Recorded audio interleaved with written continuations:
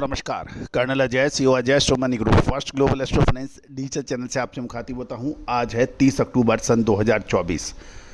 दोस्तों सर्वप्रथम Ajay astro money गुरु के 2 लाख सब्सक्राइबर्स पूरे होने की खुशी में आप सभी को बहुत बहुत अभिनंदन, बधाई, धन्यवाद, शुक्रिया।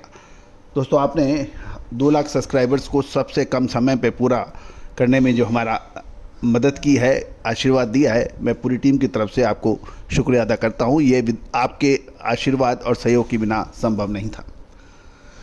दूसरा, दिवाली के शुभ और पावन अवसर पर पूरी टीम की तरफ से मैं आपको बधाई और शुभकामनाएं देता हूँ। माँ लक्ष्मी आपके घर परिवार में सुख, समृद्धि, शांति, स्वास्थ्य की बरसात करें। साथ साथ हमारे चैनल पे आप लगातार विजिट करें, देखें और अपने इष्ट मित्रों को भी आप शेयर करें। जानिए रिपोर्ट विस्तार से।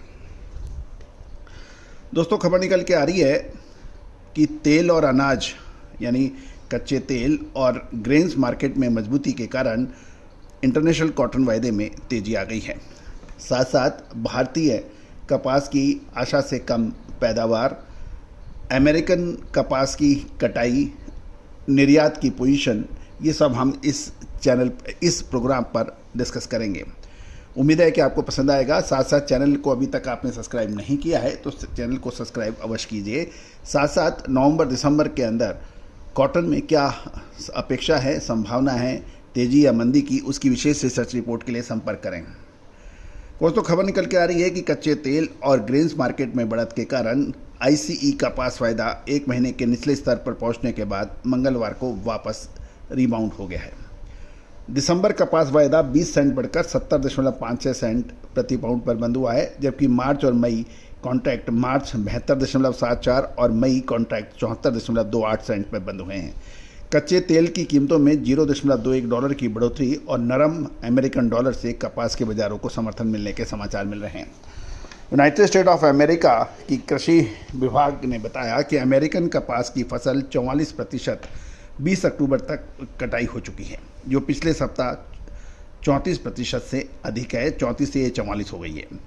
साथ साथ चैलेंजेज भी देखे गए हैं क्योंकि कॉटन की अमेरिकन फसल की क्वालिटी अलग है। बुगलर 500 सूचकांक, जो कि फसल के हेल्थ यानी स्वास्थ्य का सूचक है, थोड़ा सुधर कर 295 पर पहुंच गया है। जहां तक अमेरिकन कपास के एक्सपोर्ट की बात करें, निर्यात फ्रंट पर वियतनाम, पाकिस्तान और चीन की डिमांड अच्छी बताई जा रही है और इसके कारण साल 2024-25 सीजन के लिए साप्ताहिक बुकिंग 1,69,687 यानी लगभग की रनिंग गांठों पर 7 सप्ताह के उच्चतम स्तर पर पहुंच गई है। यानी वियतनाम, पाकिस्तान और चीन से अमेरिकन निर्यात गांठों का कॉटन बेल्स का ज़बरदस्त हो रहा है। शिपमेंट भी बढ़कर 98,419 बेल्स का हो गया है, जिसमें पाकिस्तान और बांग्लादेश प्रमुख इंपोर्टर बताए जा रहे हैं। जिनिंग की गतिविधियां भी काफ़ी स्ट्रांग हो गई है और अब तक 2.294 मिलियन गांठें संसाधित हो चुकी हैं, जो पिछले वर्ष से 33% अधिक हैं। दूसरी ओर 38 अक्टूबर को सीम पर ऑनलाइन बिक्री 69.25 यानी 69.25 सेंट प्रति पाउंड के औसत कुल में 158 बेल्स थी। आईसी कॉटन स्टॉक 174 गांठ पर अनचेंज रहा और कॉटलुक ए इंडेक्स 28 अक्टूबर को 70 अंक गिरकर 82.55% पर आ गया है, जबकि यूएसडीए यानी United state of American agriculture department में जो एडजस्टमेंट विश्व मूल्य पिछले सप्ताह थोड़ा बढ़कर 59.28 सेंट प्रति पाउंड हो गया है। ग्लोबल स्तर पर भारत की कपास की फसल पर सबकी होती है नज़र। ग्लोबल लेवल पर साल 2024-25 सीजन के लिए भारत के कपास का उत्पादन का अनुमान 7.4% कम करके 30.2 यानी 30.2 मिलियन बेल्स कर दिया गया है, जो कि भारी बरसात और कम बिजाई से प्रभावित हुआ था, जिससे ग्लोबल कपास की सप्लाई में संभावित कमी की अनुमान लगाया जा रहा है।